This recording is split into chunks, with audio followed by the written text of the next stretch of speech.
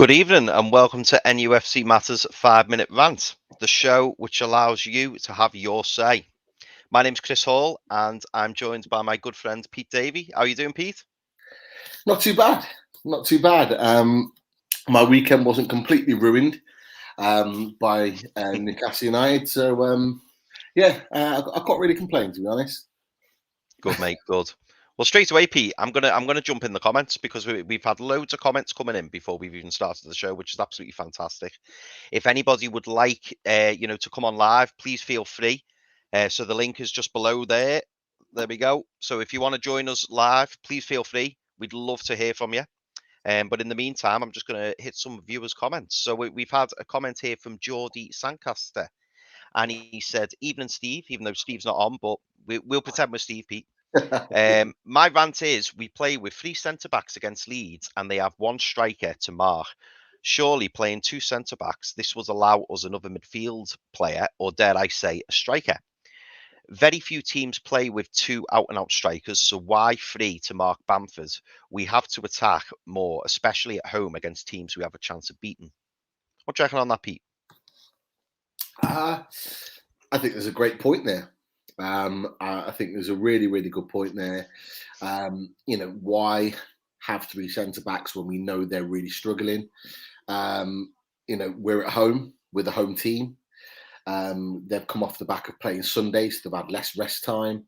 There's arguments to agree with what Geordie Sancaster said. It's a really, really valid point. He's mentioned about the potential of maybe or arguably having 2 strikers, and look, that's what we've cried out for a long time. And I'm sure we'll get into this at some point in the show with regards to having a second striker, a proper second striker. We've got someone like Dwight Gayle on the bench, and he didn't get on again, visibly frustrated at the final whistle. And we need the points more so than anything. And we were going into this game on Friday thinking, we need 3 points. We need to get that first win. You would have thought that we'd have gone all out to get that, but it wasn't necessarily the case. Another good point, Bamford didn't really need too much marking. I didn't think he had a very good game. I don't think he's had a very good start to the season, really. It was always going to be interesting to see if he was going to hit the heights again after a first really good season back in the Premier League. I don't think he needed much marking, if I'm honest with you. All the points are really, really valid. And it just kind of makes you wonder, again, as I've said it before and I'll say it again, if it was the fans can spot these things, why is it that the manager can't? That's always been my thinking with regards to this. Yeah. And do you know what, Pete? This kind of stretches a little bit towards Graeme Jones for me as well, because I appreciate that we're obviously going 5 at the back because the team are used to it, they're suited to it, obviously from the Rafa days. But I seem to remember saying the same about Rafa as well, in terms of I can understand Man City away. Yeah, 5 at the back, completely understand, hit them on the counter. But the frustration for me was, we played the likes of Cardiff at home and we play exactly the same way. When, man for man, we were better than Cardiff. We were at home, the fans were behind us. And there was just a little bit of frustration where you just like to see a little bit more ambition going forward. Yeah. You could argue the whole of the Mike Ashley era, is where we've lacked a little bit of ambition, not just off the pitch in terms of signing players, but on it as well. There was only really a small, 2 or 3 years when we had the likes of Ben Arthur, Loic Remy, Papi Cisse, or them even before that with Demba Ba, where we had that attacking emphasis, where we looked like we were dangerous, where we would at times beat teams by 2, 3, 4 goals. But we've never had that. I think we've never been allowed to have that, and I think that's been sort of one of the biggest problems. But we've got players now that can cause problems on the attack. We've got attacking midfielders like Fraser, like Saint-Maximin, and various other players, Callum Wilson's that can cause problems. But we're not utilising them in the right way, and I think that's been the argument for quite a while now. Yeah. I think the days of playing two up front are probably long gone for most clubs, aren't they? I mean, you tend to find now they either play with the main central striker and then the wingers either side, or Yeah, maybe with a number 10 just behind. So yeah, you could argue that the need for three centre backs isn't necessarily there. Although Thomas Tuchel at Chelsea, he plays with the five at the back, doesn't he? But obviously, I'm under no doubt he probably plays it far better than what we do, based on matches that I've seen. They seem to be well drilled, and really the wing backs are very attacking, aren't they? So it is more like a 3-5-2 in terms of those wing backs are very rarely actually back with the centre backs. yeah. Look, Thomas Tuchel is an outstanding manager. Yeah, let's not beat around the bush. He's an outstanding manager, and he is not just an outstanding manager. He's an outstanding tactician. He has a way of playing. He has a structure to the way in which he plays. So he'll set up a team, with his players, but he'll get them to play a certain way. Each player will have a particular role that they play throughout the game. In transition, without the ball, he will get them to do certain things. With Steve Bruce, it's just a case of you're playing there, go out and play, and just that's the issue. That's the issue, is that there's no guidance on tactics from him. There's no guidance on what he expects from the team. And this is before the five at the back. This has been throughout the whole of his time as manager. Even when he switched it up, it's a case of he puts players in positions and just says, go out and play. And that is why we are struggling in whatever position or whatever tactical formation we play in. Yeah, no, I completely agree, mate. Geordie Sancaster's on a roll. He's sent in another one and said, as for Joelinton, I'm not a hater or lover, but how many times do you see him making runs off the ball? It makes no difference if he gets the ball or not, but it would be nice to see him make those runs. Interesting. Because we've had a bit of a chat about Mr. Joelinton before we came on. Look, there's always going to be pros and cons to Joelinton, more cons than pros, if I'm honest, if you look over the course of his, 2 and a bit years at the club. But we had this conversation, like you were, I don't know whether you want to talk about how you felt regarding Joelinton, but I personally didn't think he had a bad game on Friday. Look, I know that there's the Joelinton sort of loving from certain sections of the fan base that won't have a bad word said about him. I'm not that type of guy, I'm quite happy to say, look, when a player's had a decent game, they've had a decent game, but guys will know as well that when a player's been awful, I'll call him out. I called Callum Wilson out when he had a bad game against Aston Villa. He was awful in that game. Missed a golden chance, and I'm quite happy to call him out there because he wasn't good enough. Joelinton, I thought, was okay on Friday. I thought he played his role well. He wasn't a striker. He played off the left. But what I liked about Joelinton, in his play, is that there was a bullish side to him, particularly in the first half. If you watch it back, the way he was holding up the ball, the way he was shrugging off players and not letting them get off him easy. You can argue that beforehand, in the previous games, he's been pushed off the balls easily. He falls on the ground easily. For a guy that's physically big and strong, he becomes a little bit of a weasel on the ball. He's just easily manipulated. I say last night, it wasn't last night, but on Friday, I didn't see that from him. I saw a real sort of motivation to protect the ball, not allow players to get it off him easy. He held up the ball really well. Just little simple passes, but he kept ticking things over. With defensive positions. Look, if we're marking him down as a striker, which ultimately that's what he was signed for, yes, he missed the big moments. He missed the big chances in front of goal where you want a £40 million striker to score.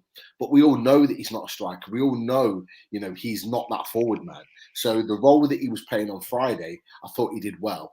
And whatever you think about his performance, he played the pass that set up Alan Saint-Maximin to score the goal. So he walked away with an assist to his name. What you think about the pass, we talked about it as well. It was a pretty simple pass. It wasn't anything, spectacular. But he made that pass at the crucial time, at the crucial moment that set up the goal. We can't always say that about Joelinton because 9 times out of 10, when he's in those sort of moments, he makes the wrong decision. But on Friday, he made the right decision at the right time that got us back into the game. So for that, it was decent, nothing more. Yeah. No, do you know what, Pete? I was probably a bit harsh pre-show, wasn't I? Because I wasn't really understanding the love for Joe. I've got to be honest. Like, I don't don't get think me you wrong. were. I think the bar's been set pretty low, hasn't it? And Yeah. for me, was it one of his worst games? Absolutely not. There was times where I was like, yeah, go on, Joe. He was doing well. But for, as I'm sure most fans will all agree, it's that key moment. It's that key pass or, that finish or making the right decision at the right time. Now, obviously, he did get the assist for Saint-Maximin. I'm not taking it off him, but if you watch it back, he literally just goes, yeah, Maxi. And then Maxi goes on this mazy run, takes on about 6 players and then buries it. But at the end of the day, the stats say he got the assist, didn't he? So fair play to him for that, Pete. I will say that. And yeah, it wasn't one of his worst games, but there's a lot of room for improvement for me anyway. Yeah, definitely. Like I say, it was a decent performance. Nothing more, nothing less, in my opinion. Yeah. We've all got our opinions on Joelinton, and I think we'll all continue to have our opinions on Joelinton. He's he's very, very split down the fan base in terms of what Yeah. people think of him, and I think he'll always be the case as long as he's at the club. And that's just the way it is. Unfortunately, it is like that with some players, with certain players. It's always like that, which is sometimes a little bit of a shame. Yeah. No, I agree. I mean, as long as you see the effort, that's the main thing, isn't it? And I did see some effort there. I mean, when we were at Old Trafford, Pete, when he was kept constantly losing headers to Varane and Pogba, he just didn't really look up for it. But we did see that on Friday. So small steps of improvement, which is great. Fantastic question here from Tom Dixon, which I know you'd be keen to talk about, Pete. Gayle didn't sign a new contract at Newcastle to sit on the bench. So why hasn't he played a minute of Premier League football so far this season? Fantastic point from Tom there. Do you want me to get into this one? Mate, you're gonna have to, because I want to hear what you got to say about it, because Tom has raised a point which is on everyone's minds, isn't it? We're all wondering when Dwight Gayle is eventually going to get any kind of playing time, because there's been a couple of times this season already, and we're only 5 games in, where you've been screaming, going, "Get Gayle on!" He can't be any worse than what we've got at the moment. Get him on. Okay, Dwight Gayle. I've said it on Matchday Lives a number of times now. In my opinion, that Dwight Gayle was was out and away from Newcastle the moment that we loaned him to West Brom and we got Rondon in. He's never been the same since, in terms of his love for the club, in terms of how he approaches the club, how he approaches matches for us when he plays for us. He's always been he's always been quite committed to the club up until that point. Once he had that loan and then he came back, he's not been the same. Fast forward a couple of years, it has been very, very clear to me, in my opinion, that Dwight Gayle is only staying with us for the guaranteed salary that he's currently on, and nothing more. Yeah. I don't believe that he signed a deal with the intentions of demanding to play. I don't believe he signed a deal with the kind of agreement that he was going to get minutes. I think he's signed a contract at the age of 30, 31 for financial security. And that's just my opinion. That's what I see of him. That's what I see of of the club and how the club have signed him. The club, and this has been well documented now, and I think it was documented quite well on Friday night, in that we as a club would rather keep Dwight Gayle, who's not going to play any minutes, but is down as a striker, so he fits the bill in terms of filling that squad sort of depth in, because we can say we've got another striker. We're not gonna go and sign another striker, because to sign someone that plays Dwight Gayle's role, we're going to be paying the best part of 15 million plus to get someone in that's Premier League quality, and we're not prepared to do that. So we would much rather pay Dwight Gayle a huge wage, because for the player that he is and for what he's contributing to the team, it is a huge wage. We would rather do that than buy somebody else. Dwight Gayle, on the other hand, is more than happy to sign this deal. Now, there's a lot of fans out there that feel quite sorry for Dwight Gayle. I don't at all, okay? Because that player had an opportunity to walk from this club for nothing in the summer and actually go and play football somewhere else. And we've had this argument before with Ashraf Lazar. We had the same with Henry Sarve. We had the same with Jack Colback. We had to literally force these players out of the club because they're on big contracts and they would rather sit and train every day and not be in a Premier League squad than go and actually play football somewhere else. And Dwight Gayle has just done exactly the same. When he had an opportunity to walk away and actually go and play football somewhere, you know, if you valued his career, if he valued himself as a player and wanted to continue playing, whether it's the top end of the Championship or the lower end of the Premier League, because that's where his kind of remit is in terms of his ability, he could have gone there. West Brom would have took him. Fulham would have took him. You know, there were other teams. Sheffield United would have took him. You know, even a Norwich would have took him in the Premier League. Watford probably would have took him. There are players like that they would have taken. He would have had the pick of those type of clubs and gone on and played regular minutes. But he chose to stay with us to sit out his contract, knowing that he's not going to play. For me, he is just as guilty as the club are for that whole deal coming about. So I don't feel sorry for him at all. Do I think he's good enough? No, I don't think he's good enough. We sometimes remember the Dwight Gayle that was scoring goals left, right, and centre in the Championship. You look at his Premier League record; he barely scores a goal. Granted, he don't play many games, but he don't score many goals anyway in the Premier League. You go back to the Palace days; he didn't score many goals. So it's not like we've got a Premier League striker there. We haven't. And that kind of brings me to my question with guys in the chat. So everyone in the chat. You know, there was a great chat that I had with some of the London Geordie lads earlier, and one or two of them mentioned about, you know, would you have Gayle or would you have Joelinton? If you had to choose one, who would you choose? So I'm kind of putting that out to you guys on the chat tonight. Who would you choose? Is it Gayle, Dwight Gayle, or would you choose Joelinton if you had to keep one of those players? So it'd be interesting to see what people's reactions are to that. But that's just my opinion on Dwight Gayle. But what about you, Chris? What's your opinion?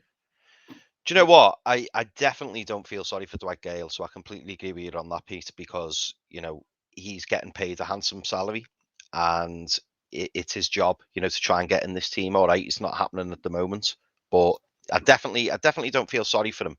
But I would like to see the management maybe give him a run. I mean, I remember, Pete, you know, it was the back end of lockdown season and he had a run of games and he was scoring some important goals for us. I mean, it was the goal against West Brom that particularly sticks out, you know, that header.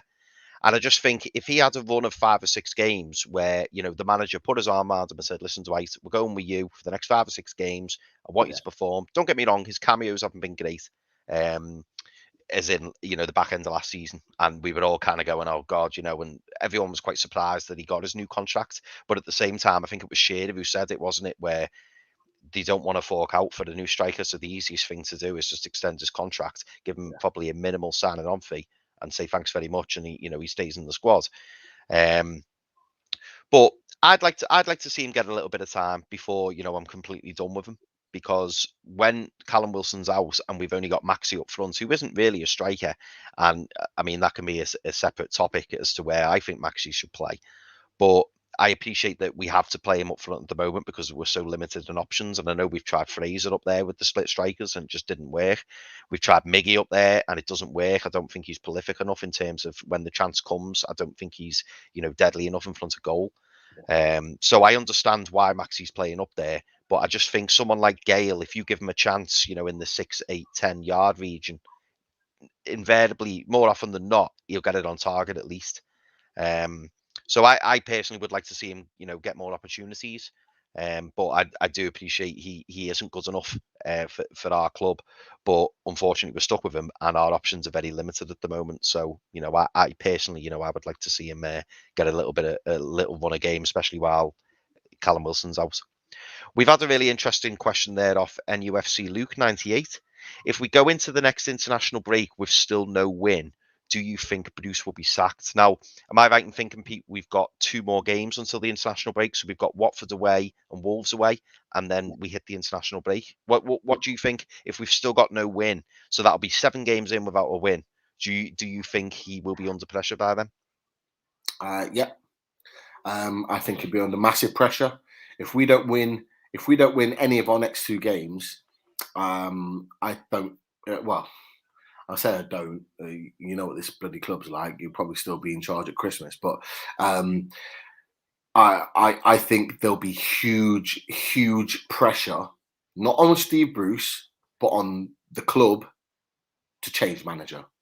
And I don't believe, and we're going to talk about this in a second, I don't believe that this talk that's coming about this last week about managers' odds and various other things, and I know you're going to talk about this, Chris, in a little while. I don't believe this is by chance. We know how Newcastle work. We know they're very slow. But it would not surprise me, incredibly slow, but wouldn't surprise me in the slightest if they're starting that process now with a view to them believing that they don't feel that Steve Bruce will win either of the next 2 games. And then they'll use the international break to trade manager, to move him on and get another manager in. They have to. You look at our games coming up after the international break. We've got Tottenham. I think we've got Chelsea. I think we've got Arsenal. We've got teams like that in the games to come after that international break. So they don't get any easier. But you've got 2 teams there in Watford. Okay, Watford won at the weekend, but Watford are not a great team. By far from it. They'll be in the relegation scrap by the end of the season. And Wolves are not playing well either. Brentford were very, very comfortable against them at the weekend, and deservedly got the 3 points at Molineux. And we go there in a couple of weeks' time. So we've got 2 games here where you should be looking really at 6 points. Yeah, you should. I'd be wanting 4 points from those 2 games personally. Yeah. You've got to be looking at 4 points minimum. Getting a draw, maybe I'd probably take a draw away to Watford, but I'd certainly hope that we go the Molineux and win, because if you want to stay out of trouble, they're the games you need. I know they're away from home, but you've got to pick up some away points. And you've rightly said, Pete, we know, or we've got a very good idea that the likes of Watford and Wolves are going to be down there come March, April, May time. So we need to try and take those points now. And we don't want to go into an international break having played 7 games with no wins and, be talking about having maybe 2 or 3 points on the board. It's just not. It's worrying, isn't it? Yeah, it's a season. It's a season of struggle if we get to that point and we're not we're in a position where we're not, at least on 8 to 10 points. If we get to that position, you look at the teams in the past, Sheffield United, that went on a long run without winning a game and were getting the odd draw here and there. They were destined to be dropped. And the frustrating thing about it is the likes of Leeds that are around us, Burnley that are around us. You can tell that at some point they're going to pick up points and they are going to go on the rise. They have got the squad available to them and the manager available to them to push on to the next level. They have that, whereas we don't. It's as simple as that. I've got some breaking news, Pete. We've got a guest in the green room, so we're gonna have a guest on very shortly. There's just one more thing that I wanted to bring up, and it was a great point here from Colin Wilson. And again, this was something we were talking about before we came live, wasn't it?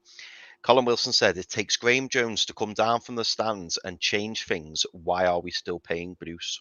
Now, again, interesting point there from Colin, and absolutely well put, Colin. But we were talking, weren't we, about the video image that was flying around Twitter with Matt Ritchie on the sidelines. So, Pete, I'll let you. Pete, you said you were going to expand on this, so I'm looking forward to hearing this. But I'd love to hear your thoughts on it.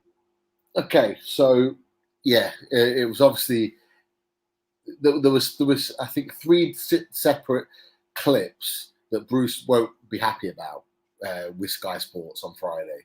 There were 3 separate clips. There was one with Lascelles, one with Matt Ritchie, and one, if I'm right, I'm thinking Isaac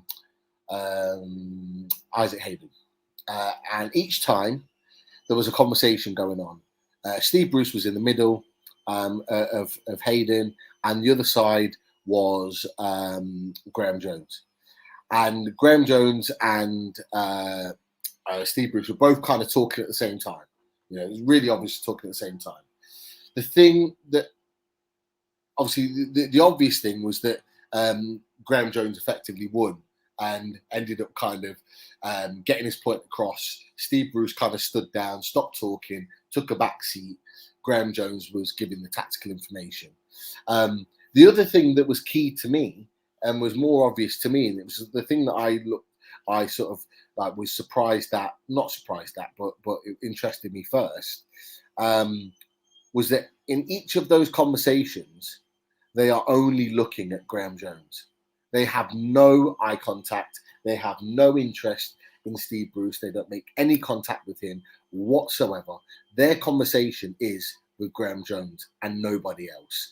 And that is part of the reason why I think, in my opinion, Steve Bruce backs away, because he knows he hasn't got the trust of those players. If Steve Bruce is belting out tactics to those players, knowing that he's not a tactical manager, those players are going to look at him as if to think, like, what are you talking about? Like, why are we going to listen to you? And it kind of brings us back to the point in that, you know, it was a great point that was mentioned before, is that, you know, why does it take Graeme Jones to come down for things to start happening? Well, why does Steve Bruce keep putting him up there to then bring him down after 10 minutes because he can't cope? Or his other coaches, Agnew and Clements, can't cope? Why do they keep doing it? It's like they don't want him around, but then they have to get him back because things fall apart and he has to come and try and make things better. It's very, very clear who is not that who's in charge, because Steve Bruce is in charge, but it's very, very clear who has the influence, who the players trust, who the players believe in. Yeah. Within that coaching staff, and that includes the manager. It's very much that they believe and trust Graeme Jones. And I think the summer only reinforced that. The fact that he was called for England. And you looked at the pictures in England. I used to look at it on Twitter. The way he was loved by Jack Grealish and Harry Maguire and Harry Kane and all those top players, you know, Raheem Sterling. He was loved by all those players. He had so many positive pictures around him. So if those players believe in him, our players are bound to believe in him more than they believe in Steve Bruce. Yeah. And that's not saying that he should be the manager. Far from it. It's just that they recognise that he's a fantastic coach, and they recognise that what he's saying is going to make an improvement to their game. And I think that on Friday night was telling more than anything, is that the players believe in their coach more than they do their manager. And I think that tells it all. And I think, you know, if you're an owner or you're a managing director at this club and you see that picture and you listen to what the fans are saying, it is abundantly clear that this manager is not right for this club or right for Premier League football, and he has to go. Yeah, no, couldn't have put it better myself, mate. I think he's outstayed his welcome now, hasn't he? And it is time, you know, for the shuffle up. I mean, my biggest hope is that we're hanging on in there because we're waiting on some news. That's certainly where I'm coming from, and I hope that's the case. But we'll see. Fingers crossed, mate. Right, well, without any further ado, we're 30 minutes in, and we're going to invite on our first guest, which is a familiar face, and you'll all be pleased to see him. It's Caden. All right, lads. How you doing, mate? How you doing? Right? Good. Yeah. Caden, what do you want to rant about, mate? I actually was going to touch on what you just said there. I agree with you, Chris, about this hoping for the news. I think it's having an impact on, you know, the day-to-day running of the club, because I think they're hanging out for, you know, this takeover, whether it's the PIF or, you know, another group. I just don't think they're going to sack Bruce because they're hoping that the club's going to get sold. Whether or not that happens, I'm very doubtful, as you know me. But I genuinely think that's what they're hanging around for. They're not going to, he's not going to walk away. So that's already a given, and it's quite clear that they don't want to pay the compensation to sack him. So they're possibly they're hoping when the new people come along, just sack him then, or because that's my feeling on it. I don't know about you. Do you know what, Kevin? I feel the same way as you, mate. It definitely feels like they're just kind of keeping the powder dry, and they're just waiting for something. I mean, and that's what we're all hoping, because you'd assume by now that if he was going to be sacked, he'd have been sacked by now. Oh, definitely, 100%. The fact that it's all gone quiet, and the fact that we're still just plodding along, just getting by, just indicates to me that they're waiting for something. I mean, Pete, I don't know what your thoughts are on that, mate. Oh, we've lost him. We've lost Pete. I mean, Kevin, if Bruce were to go tomorrow, who would you be looking at? Who would be the person that you would go for? Well, given the current ownership, I mean, it's a really good question. I was speaking to someone earlier, the driving range, and he thinks if anyone's going to come in, it's going to be Graeme Jones. He thinks it's going to be Graeme Jones, but for me, I think it's a big risk. I would rather we went for someone with like Premier League experience. I don't really. The problem is nobody's going to take the job, because they're not going to come risk the kind of the reputation working under Ashley, are they? I don't see, and plus they don't know how long they're going to be in the job for if he is trying to sell the club. So, but I said last week I'm at the point where I'll take anyone now.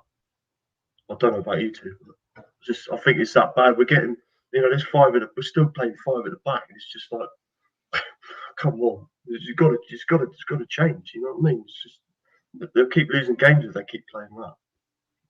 I know the answer to this already, Pete, but I was just asking Kieran then, who would you be going for? So say Ashley got sacked tomorrow morning, and you're in charge. You are Mike Ashley. Who would you be going for? There's only one. What's that? Sorry, Kieran. What'd you say? I can't hear you. Can you hear me? Yeah, that's better. Yeah. Oh, you're all right, mate. You there? It's gone again. Can you hear me, Chris? Yeah, I can hear you fine, mate. Yeah. I can't hear you. There's only one manager that I'm going for under this current regime and the current situation that we're in, and that's Eddie Howe. We're not going to go and pluck a manager from a team that they already manage at, because that involves paying even more compensation to get them out of that club. So we're going to go. We're going to go for a manager that's currently not attached to a club. Now, for me, there's no better manager out there than Eddie Howe. I think maybe Chris Wilder is maybe a close second. For me, Eddie Howe is the perfect fit for this team. He will get the best out of these attacking players, and getting these players playing a system of football that is organised first and foremost, but also is attacking and a system that will score goals. He will get the best out of Ryan Fraser. He will get even more out of Alan Saint-Maximin, and he will certainly keep Wilson fitter and be in a position to score goals. That's my belief. I think certain players will really improve and really relish being under his sort of management. And I don't think it would take a lot for him to take a lot to convince him to come here. It may well be on a short-term contract. Fair enough, if that works for all parties. I don't really care. We just need a manager that's tactically aware, that can play attacking football and play to the strengths that this team has. And at the moment, we're not doing that. Chris, my feelings on Eddie Howe. I've been saying it from November, December last year that I felt that if Steve Bruce left the club, that Eddie Howe was the one to go for. I still 100% believe that's the case. And I know there's been a lot of talk over the last few days about the odds, and I don't know, you probably know the odds more than me over sort of the recent days. But, if that's anything to go by, and I don't know whether it is, but, I hope that is the case. I hope that there is a change of manager, and I hope he's the guy to come in. Yeah. I mean, my understanding, I was speaking to Daz from Loaded, and Daz was saying that the odds had come in from 6-1 to 2-1. So the only time I tend to get excited, or the only time I tend to think Gnosis, is when you see the odds of a manager join and go odds on. Now, obviously, I know that was the case with Rafa, wasn't it? We were all waiting for Rafa, and it didn't materialise. And then he went odds on for Everton. Then he went back out, and then it came back in again. So for me, I think it's just people probably putting 2 and 2 together and coming up with 5, in the sense that we didn't win again on Friday, and the pressure is ramping up on Bruce. So people are thinking, oh, great, I'll throw a few quid on Eddie Howe. I think right now, for me, it's either going to be Eddie Howe or Graeme Jones. Me gut's telling me it'll probably be the cheapest option, and it'll be Graeme Jones, especially if something's kind of in the offing. But it could even be Pete that he just hangs on in there. You just think, you know what, let's not change anything. And if the new ownership want rid of Steve Bruce, they can pay him his 4 million compensation. That's certainly my gut feeling on it anyway. We've had a couple of interesting questions, Pete, which I wanted to run by you. So Roger Cook, evening Roger, he said, Pete, Chris, your thoughts on Manquillo's performance on Friday? I thought he did well, and we missed him when he went off. Injury status? I think Manquillo is our right back. I think I tweeted that out after the game. I thought he had another very good game. I thought we were solid down our right hand side. If you look at the game, he didn't stand out in terms of doing anything amazing in the game. But if you look at the balance of the game, nothing really came down his side, and that wasn't because they weren't trying to. It was because defensively he was positioned well. He was defending well. He was also pushing their right wing back. I think it was Dan James that was on that side. Their left wing back, should I say? He was just very organised there, and he made things very, very difficult for that side of the pitch. And I think that was why, if you notice, Dan James, particularly in the first half, he starts to cut inside. He starts to come into the middle of the pitch quite often. And he comes into the pitch quite often because he wasn't getting any joy on that side. And I think that's really telling when a player, even someone of the ability of Dan James, who is a talented young lad, he has to change his game because he's not getting any joy. I think that was really telling. So I thought he had a really good game. There was talk of him being injured in the build-up to the game. So maybe they brought him off, as a precaution, because maybe they only thought, right, we can only get however many minutes he lasted out of in this game, and maybe wanted to save him to keep him fit. For me, he's our starter. He's our starter until we need to make a change. He should have been in the team before this. I always remember back in the Norwich game, our last pre-season game at St. James's, he comes on the pitch, all of a sudden, he gets an assist, he's attacking like mad down that side, causing Norwich nothing but hassle. Dwight Gayle, I think, gets a couple of his goals off the back of it. And you're thinking, where's this guy been? He's not been injured. He's been fit. So why is he not playing? Again, another Bruce sort of conundrum as to why he's made that decision again. So I don't know what his injury status is. I think we'll probably learn that later on in the week when some of the pictures come out. I don't believe there'll be anything serious there and that he is seriously injured. But for me, he has to be starting. He is our right back. And I'll go back even further than that when we were at Old Trafford, Chris. If you look back at the game, I think Jadon Sancho gets taken off, who was playing on his side, on the left-hand side of Man United's left wing. Yeah. Can you remember Jadon Sancho having any foothold in the game? No. And again, I'll sort of raise you Manquillo. I remember talking to my Man United mates travelling up. I travelled up with them for the game, and I said to them, if Jacob Murphy plays, you're going to get a lot of joy down there.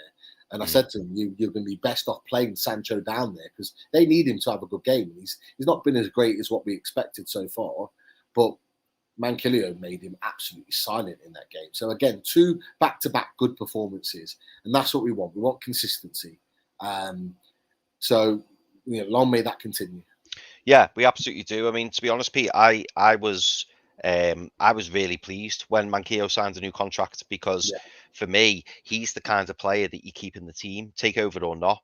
Because even if we brought in, a fantastic right back, having someone like Manquillo on the bench for me is a really good thing, because he's solid enough. He can play right back or left back, and he's one of those players where you don't tend to see him have a horrendous game. Don't get me wrong, I'm not saying he's perfect, but 9 times out of 10, he will produce a solid enough performance. And like you say, there's been a couple of really good games where he's made the difference, and you thought, you know what, he's had a fantastic game there.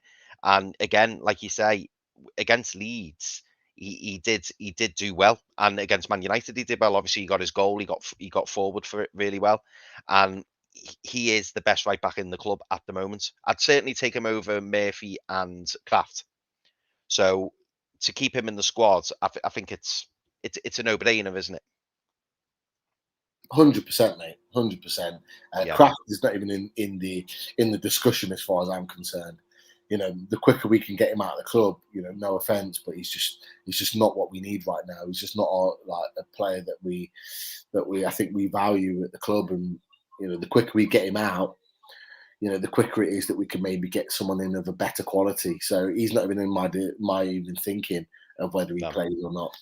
Jacob Murphy, ultimately he's not a right wing back. He's done a decent job there back end of last season, but he's not a right wing back. No. So, Manquillo is really the one that we go for at the moment. He's the best one. Yeah, definitely. Especially after we lost Yedlin. I think it's kind of his place to lose now, isn't it? Now he's back fit and he's back in Bruce's plans. It's definitely his position to lose. Yeah, 100%. Right. Well, before we go back to the comments, and I can see Kieran's back in, I'm just going to take a moment to go through the sponsors. So first of all, big shout out to Spider VPN for all your internet security. Spider VPN have been on the channel now for a while, so big shout out to them. Thank you very much for the support. We've then got skipsandbins.com, and the telephone number is 0800 25 45 25 free. Email inquiries at skipsandbins.com. The website address is www.skipsandbins.com. Easy, contract free, and pay as you go waste collection. And there's Sir Bobby in the corner. We then have L&G Family Funeral Directors on 0191 389 7245. We have our good friend John at qtechshop.co.uk. Big shout out to John. I've seen him in the comments. We also have Jab Signature, who do all the posters and flyers for the channel. So big shout out to them also. If you are liking what we do, please subscribe to Newcastle Legends. Don't forget to like the video. Keep the comments coming because we love it. And please also remember to share this with anybody else who you think would be interested. If you're out and about getting a bit of exercise or just chilling, then don't forget that you can catch up with this on iTunes and Spotify. Also, another shout out for the NUFC Matters Xmas Night Out in the Tyneside Irish Centre. That's on November the 19th at 7 p.m. If you're interested in that, get yourself on the NUFC Matters website. There's still tickets available as far as I'm aware. It should be a really good night. And finally, we've got Loaded Mag. Now, if you enjoy listening to myself and Pete and would like to listen a little bit more, please feel free to come on and join our show. It's free to subscribe, as you know, and if you would like to come and listen to me and Pete more, we've also got Rich, Daz, and Martin. So, as I say, if you're interested, please use that link below and make sure that you listen in to ourselves on Loaded Mag. Okay, I'm going to bring Kieran back in. We've got a question here, Kieran. Can you hear us all right, by the way, Yeah, mate? I'm all right now. Yeah, good. Fantastic. Got a question here from Derek Sharp, and I thought I'd ask you and Pete it. So, ASM, how much will we get in January if the takeover goes west? Now, personally, I don't think he goes in January, and I think if he does, and we've got no takeover, that would possibly be the worst decision ever. I think if he does go, it'll be at the end of the season. But whether it's January or the end of the season, how much do you boys think we could ask for Mr. Saint-Maximin? Really good question. I don't know. I would probably say, I think, you know what he's like, the owner, I would probably say 45, 50 million. Yeah. Yeah. I think, I mean, the only thing for me, it's just my personal opinion, but I don't actually think he would fit in any of the sort of the top six. I don't know about you two, because I think like the managers at any of them clubs will get they'll get frustrated with him because he's no doubt he's got his ability is phenomenal. But that's the problem, isn't it? He takes on too many players in his own half a lot of the time, doesn't he? If he does that at any of their clubs, he'll get dropped because they're all like they're kind of the team players, aren't they? They pass, they move.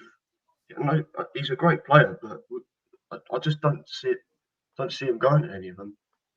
Yeah, it's an interesting point actually, Kieran. I regularly have arguments with me Everton mates because they keep winding me up saying, "Oh, Saint-Maximin's going to Everton," constantly winding me up, and I keep saying, "Listen, if he's going to go anywhere, he's going to go for European football. So you've got no chance he's going to join you." And secondly, I said, "Your manager, Rafa Benitez."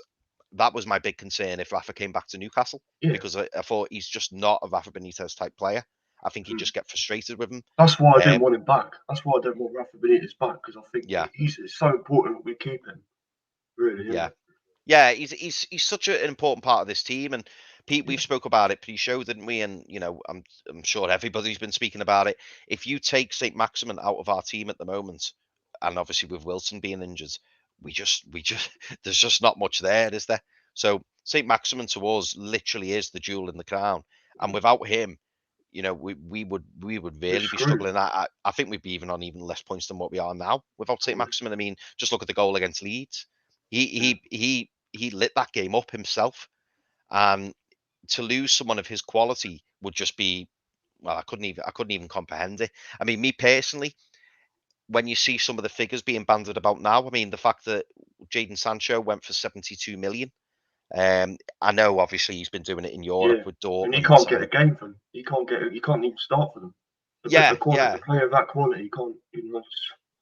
This is it, Caden. This is it. And I mean, for me, I'd want at least 60 million. I wouldn't be taking anything less than 60 million personally.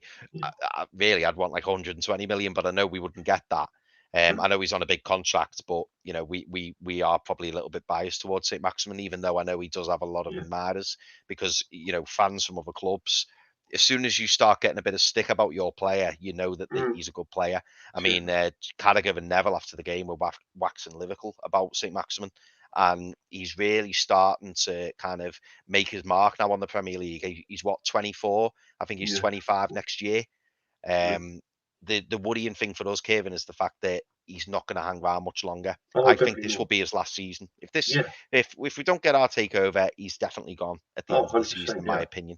How much would you be wanting, Pete?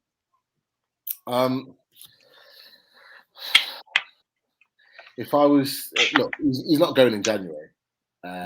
He's not going in January.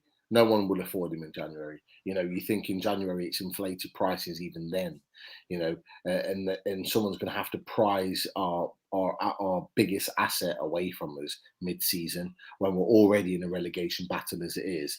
There was no way that he'd be allowed to just leave, and I don't think he would. I don't think he's that type of personality that would want to. I think he'd at least see the season out, do the right thing by the club and the fans, and then want to kind of have a clean break in the summer if he was going to move. And I think he will move in the summer. Said it for a while now. I always thought this would be his last season, and I think this is the big reason why he signed his 6-year contract, is to maximise his move and stay for another year and then move on. If I was to ask for a transfer fee, I would be wanting around 60 million for him. Do I think we'll get that? Probably not. Or if we did, if we did, it would be 60 million, and that would involve some form of instalments or some form of bonuses. So maybe around the 50 million mark. If you're looking at the fact that Everton paid 50 million for Gylfi Sigurdsson and paid 50 million for Richarlison, for me, Anna Saint-Maximin is better than Gylfi Sigurdsson. He's on Richarlison's level in terms of ability and is a lot younger. Still got a lot to learn and develop in his game. I think that would be a fair price for him. Where do I think he'll go? I think ultimately Newcastle under Mike Ashley will sell to the highest bidder. But I think they will want him to go out of England. Back to France. That's where I think he'll go. I could PSG see. or something like that. I could see he's a Parisian lad. He supports, I think, PSG. Yeah. I could see him going there. Di Maria's coming towards the end of his career. They'll need to kind of trade in. I think Julian Draxler will move on soon, so they'll be needing that type of attacking threat to come in. Yeah, it'd be ideal. I personally see him as a better fit at Borussia Dortmund. Borussia Dortmund have spent a little bit of money, but they'll have a windfall in the summer of 75 million when Erling Haaland moves on. So I think not that he's a striker, but I think they'll be able to invest in him and sign a striker from elsewhere. That'd be a good fit. Someone like Bayern Munich probably would use him. He'd be able to get a move to Spain, Atletico Madrid, for example. Barcelona, if they've got the money to sign someone like that, would be an absolute, for someone that's an entertainment value. They need that. It'd be someone that can light them up. I think he could play for any of those teams. Yeah, Barcelona in their current mold, he could play in that team. If they can play De Jong up front and Braithwaite up front, and Saint-Maximin can get. He could play it. Yeah. I mean? So I think he'll have a pick of offers next year, and I think there'll be a little bit more money with COVID subsiding slightly. There'll be a little bit more money around to be able to buy that sort of player. However, if we have new owners by then, he's not going anywhere. So it then becomes a non-conversation because he's the one player that we won't want to sell. And if we get the owners that we want between now and then, and I'm not saying we will, but if we do, those owners have got the sort of money where they don't need to sell anybody. So it's a bit of a weird one. If we still got Mike Ashley, he's gone. But if we don't, he stays. Yeah. It's funny, isn't it? Because whenever you mention our club team or that, the first thing that comes to anyone's mind is him, Saint-Maximin, isn't it? Yeah. He's literally the star person at the club at the moment. And ultimately, constantly pulling us out the shit, isn't he? Yeah. Ultimately, he's an ambitious young lad. And he just wants the best for himself in his career. Ultimately, he wants to go to the World Cup in Qatar.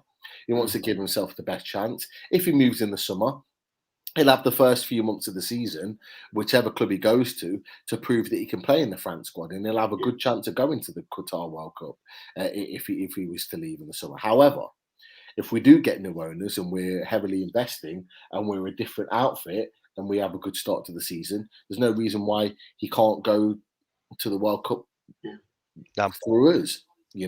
We're playing for us. So, there's an argument for that because there's a lot of their players that are kind of coming towards the end. Ousmane Dembele is just constantly injured all the time for all his talent. He's got a way in, Alan Saint-Maximin, but he's obviously thinking ahead now. It's not. He loves the club. If the club show an ambition and have an owner that's ambitious, he'll stay because he loves the club. He loves the city. He wants to stay with us, but ultimately he needs to think about himself, and I think he's handled himself absolutely fantastically. If he does eventually leave, I think he'll go with the whole of the fan base's blessing, knowing that what he's given to the club and how supportive he's been, not just of the fans but of the club, and even Steve Bruce, in his interview after the Leeds game, whether we agree with that as fans, I don't know, but even he showed loyalty to Bruce throughout, even though he's been a terrible manager during that period of time, and the work that he's done with the food bank and various other places within the community. You can't argue with everything that he's you can't argue with everything that he's put in. No, he's a top boy. There's no doubt about that. That's an interesting comment, isn't it, down there? Yeah, I'm just going to bring this up, Kieran. So Chris M has said apparently Mike Ashley is in the academy. Seems a bit strange as he doesn't even go to many games. So Newcastle are currently playing at the moment. Is it the under-23s tonight? Yeah. And I think Elliot Anderson scored a penalty. I saw that in the comments. So we're 1-0 up as far as I'm aware. If it's not anymore, please do correct me. But yeah, very interesting that Mike Ashley and I believe someone said Steve Bruce is there as well. Really? So very, very interesting if that's the case. Strange, yeah. So if anyone could give us more information, please do. Because unless it's not come from bloody Burnsy, whatever his name is, on Twitter. No. A few people in the chat have been saying that that is the case. So yeah, it'd be interesting to see why that is. I've just seen a comment here of Chris McCarthy. We don't usually win at Molineux, and Chris wants 4 points. What's he been drinking or smoking? We'll be lucky to get 2 or 3. Chris, mate, I agree with you. Like, I think we'll probably get 1 or 2 points at most. But as you've put in the comment there, that's what I want. I want 4 points, and I think it's doable. It is doable. But do I think we'll But I get think it? the Watford games are one. If you lose to Watford, that's seriously worrying because they're shy. Yeah, I know they beat Norwich, but if look, I'm going to the game on Saturday at Ridge Road. Never been before, so it'll be an interesting game to watch, and there's all to play for both ends, for Watford and for Newcastle. But if we don't win on Saturday, I think there'll be pelters from the away fans. The away fans will support the boys, as we saw at Old Trafford. Me and Chris, we saw that at Old Trafford. The fans were outstanding, absolutely amazing. Even the Man U fans were so, sort of, applauding our away end, for how supportive we were, considering we lost the game. And we'll do the same against Watford. We'll back the lads, we'll support them. But I tell you what, if we don't get a result, Bruce is getting pelters, 100%. Oh yeah, 1,000,000%. Yeah, I mean, they've sold out again, haven't they? Just unbelievable support. We always do, Kieran. Immense support. We always do. We're the best fans in the world. I said it after the Man United game. We are the best fans in the world, and we prove it year upon year upon year. And I get other, sometimes I get other fans from other fan bases come back and say, "Oh, what makes you think that?" Blah blah blah blah. This, that, and the other. Look, we haven't won a major trophy in God knows how many years. What, back in the 60s, I think it was, that we won a major trophy. Okay. But regardless of that, we're there every week. We back the fans. Okay. Even in our darkest moments under Mike Ashley, okay, we still fill out the stadium. 50,000 there on Friday, arguably. But at times we'll get 52,000. At times we'll get 48, 49,000. You think any other club, they would do that? Man United dropped off after Fergie left under David Moyes and Van Gaal, and their attendances plummeted. Because look at Man City, they've got 38,000 fans. Man City, the Premier League champions, and they've got their manager. Their manager's having to plead with their fans to turn up to games. You think we're not the best fans in the world? You're having a laugh, right? And just imagine us under new owners, us with ambition, us with PIF, with backed money to go out and sign whatever player we wanted, right? We would need more than 52,000 to fill that stadium, right? We'd need 60, 70, 75, 80,000, and we fill it every week because we've got passionate fans that care about the club. There's no doubt whatsoever, right, that we are the best fans in this country and the best fans out there, easily. I love this question from Colin. Sorry, Kim, go on, mate. That's sorry. I just want to say, when you look at the Man City owners, that just think that could have been us. It's just wasted on them because they don't. They never sell out the home games and just. You know what I mean? Yeah, you're right, mate. Absolutely. Right. No, I just really like this question from Colin. Colin Wilson. Can anyone remember the last time Newcastle bossed a game? Leicester 4-2 away. Last games. Yes. Yeah. Very true. Very good. Colin. Very good performance. Good answer, that, Pete. You can maybe argue Fulham last game of the season. They didn't really look like they were going to put a foot on us. We got the early goal, and we kind of controlled the game. But I would say definitely the Leicester away. Obviously, being a Leicester lad and enjoying that result in particular, we were very, very, very good that game. That's the best performance we've had on this Steve Bruce. But it just shows that we can't play like that. It's just we just don't show it on the consistent basis, do we? It's just really frustrating. Yeah. It is. You're right, mate. Just going through some more comments here. Derek. I love that, Derek. I'm so impressed with Chris. So intelligent answers and hindsight into Newcastle. Hope Bruce and Charlie are watching. Keep it. So, Derek, that was lovely. And then I just carried on scrolling down. Look at that. Come on, Derek. No, definitely Chris as well. Definitely Chris as well. 100%. That made me laugh. We come as a pair. So he means both of us. What are your thoughts, boys, on this? I'm just thinking about it now in the background whilst you were talking. What do you think with Ashley and Bruce being at that academy game tonight? Yeah, I still can't. What is all that about? I just can't like that. Has that ever happened No. before? It's really strange, isn't it? He barely goes to a normal game, does he? A first team game? It's Mike Ashley. Nobody can work him out. That honestly, that's the, you know, how many times in the last 18 months have we tried to kind of guess Ashley's movements, whether it's planes, whether it's trains, whether it's cars, whether it's helicopters. We've tried to outguess Mike Ashley in terms of what's been happening, and every time it's proven the opposite. Nobody knows with Mike Ashley. He keeps his cards close to his chest. He does what he wants when he wants. So I think we'd end up kind of driving ourselves mad if we try to work out what he's actually doing right now. All we can do is hope that it's for takeover reasons and that things are. It does feel like It does feel like it does feel like something is like going on. I don't know if it is. I still think that PIF thing's dead. But it does feel like there is something happening, because there's no way you just leave the club and rot. Like when I said to someone about the bars at St James's, there's only one person working by there, and it's not literally apparently they're only drinking, like sharing a beer or something. I know all the fridges were empty, weren't they?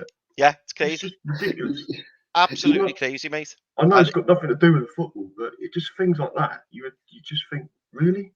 It just shows you, doesn't it, that he is just not interested, and it goes down to even the minor details, like stocking up the fridges. You know, you'd think, wouldn't you, that he would make sure that, you know, he tries to sell as much as he can on match day, but he's really just not bothered.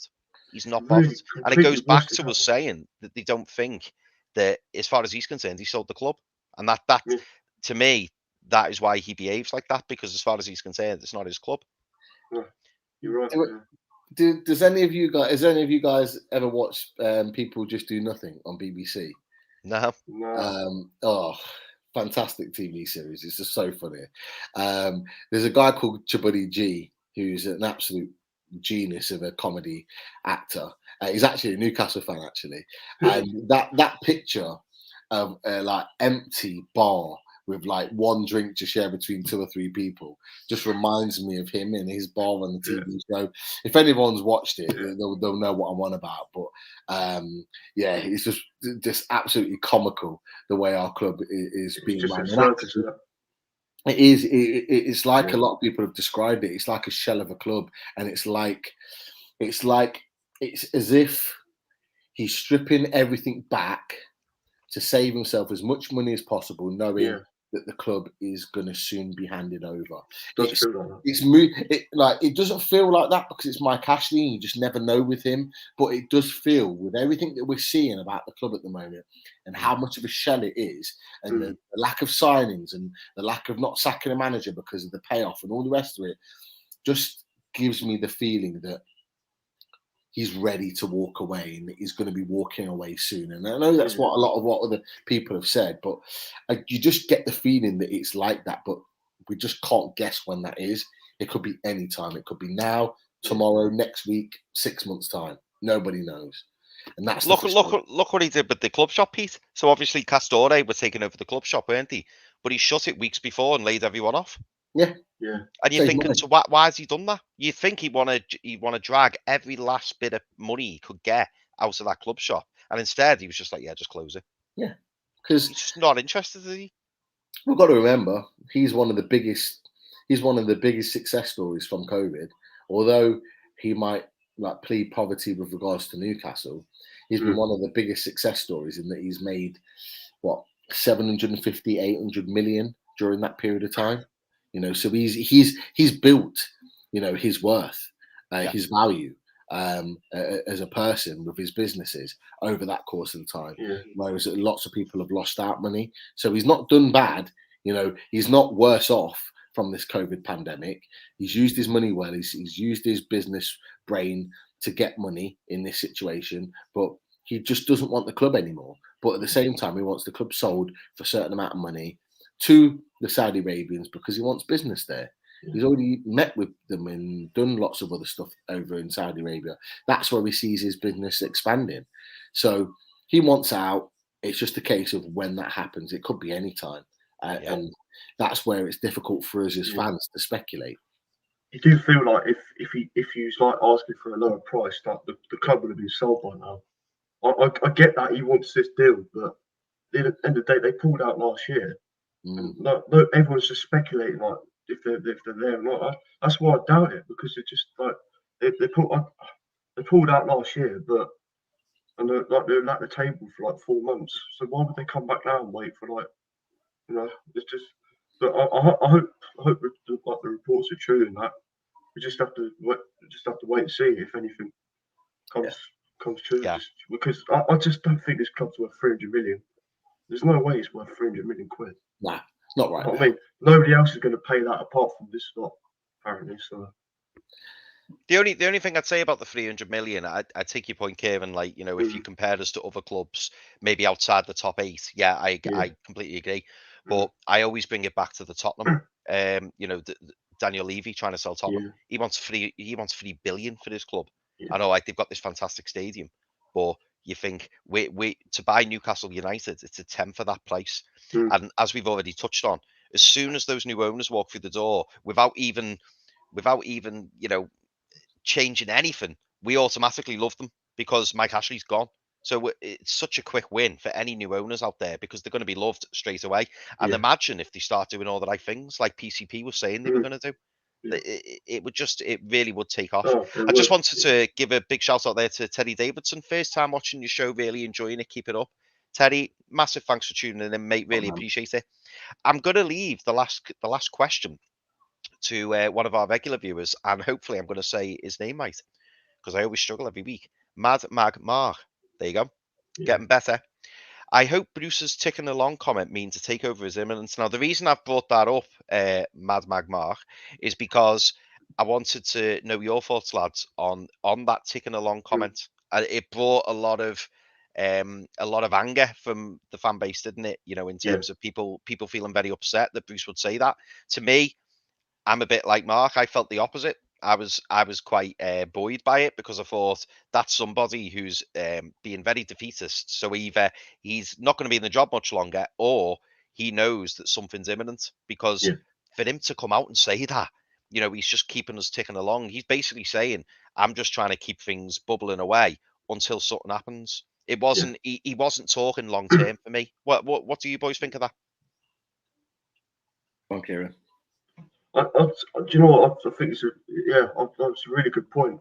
And when I first seen it, I thought, there's no way you can say that. Like with the potential backlash, fans back in the ground and stuff like that. I honestly, I do. I think this has got something to do with this so-called this takeover, whatever it is. Because there's no way you come out and say you're ticking along. Like there's no manager in this league that would say that. It's got to be. It's got to be. Yeah, it's the only logical thing I can think of. It's just not something you say, is it? It's not. It's just. It's like it's amateurish, isn't it? It's like it's just really strange. But Pete's got his song ready for Vicarage Road at the weekend. That's why I put it in. That's why I put it in, Chris. For anyone that's going Vicarage Road on Saturday, I'll be disappointed if this song is not being sang. Okay. Yeah. This song needs to be sang to Steve Bruce, to Lee Charnley, to Mike Ashley.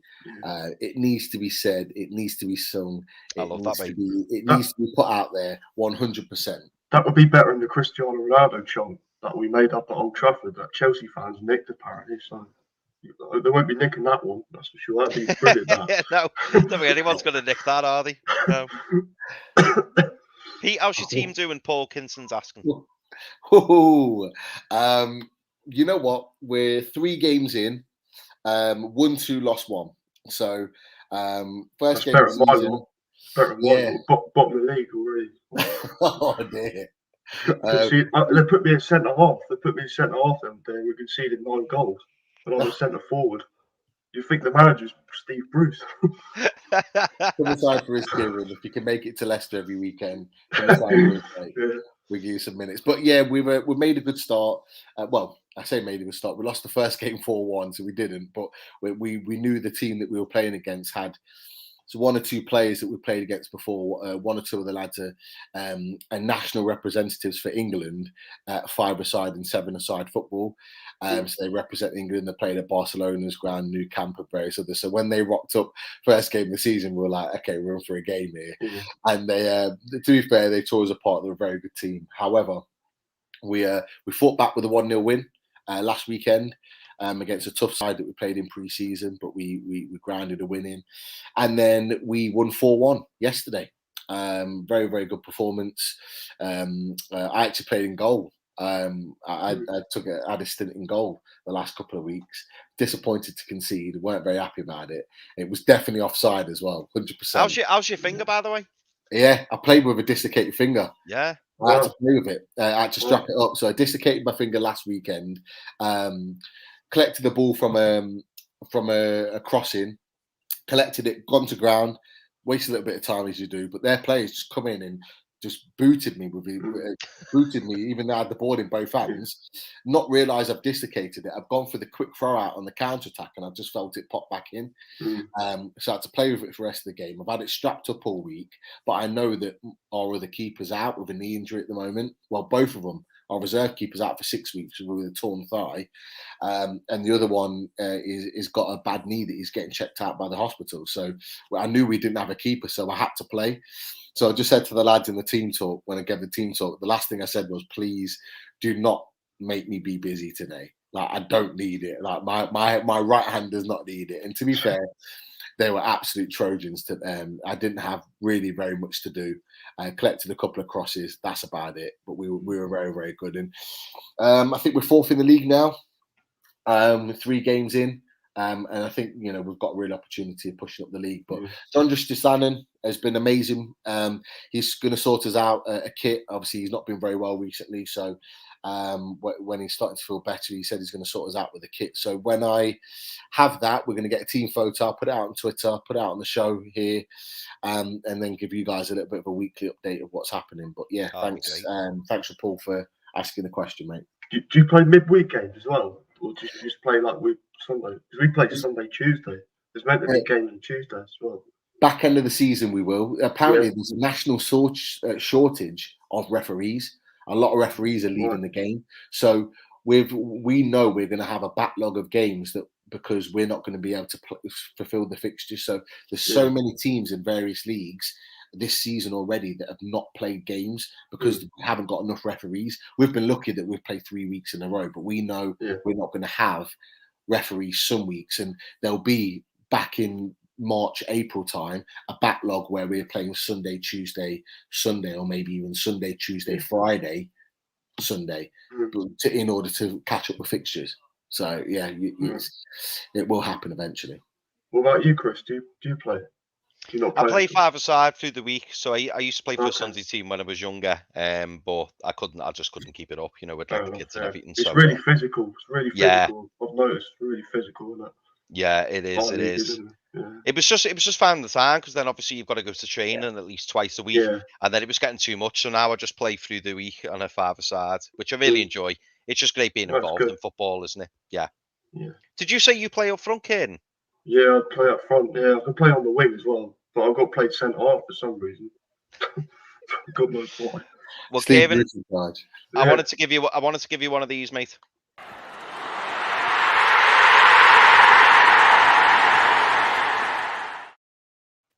Yeah, love it. Brilliant.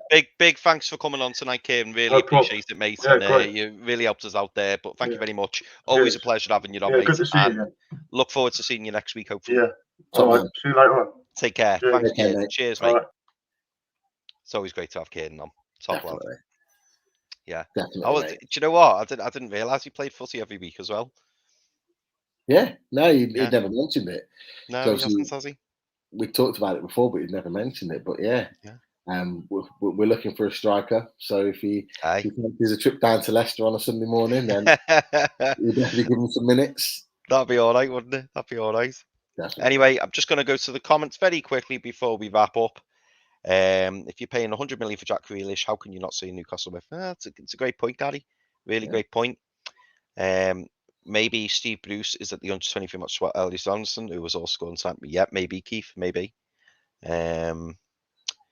Get his team up for a game. Viewers would be a good laugh. Great show, lads. Cheers, John. Always appreciate you watching, mate.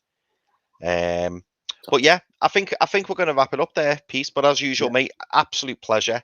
Thank you very much for being on with me as always. And I'm looking forward to next week. But listen, thanks everyone for watching. Really enjoy this show every week and look forward to next week. Take care. See you later.